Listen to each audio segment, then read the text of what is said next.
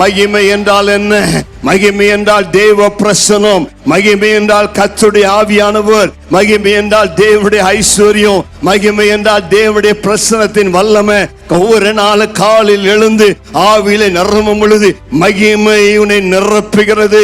2 Corinthians 3:18 சொல்லுகிறது, ஆவியாயிருக்கிற அந்த கர்த்தராலே நான் மகிமையின் மேலே மகிமை அடைந்து அவர் சாயலாக நான் மறுரூபமாகிறேன். எப்பொழுதெல்லாம் வீட்டுல காலையில எழுந்து நல்ல அந்நிய பாஷையில பேசுகிறோம், அப்பொழுது அந்த மகிமையை கண்ணாடியிலே காண்கிறது போல கண்டு ஆவியாயிருக்க அந்த கர்த்தரால் அந்த சாயலாகத்தானே மகிமையின் மேலே மகிமை அடைந்து உன் மேல் ஒரு மகிமை இறங்கி வருகிறது.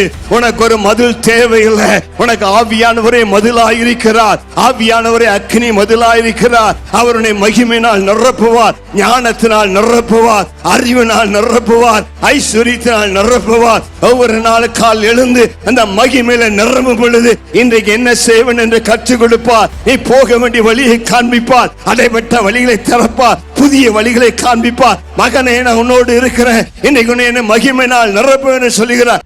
கர்த்தருக்கு மகிமை உண்டாவதாக.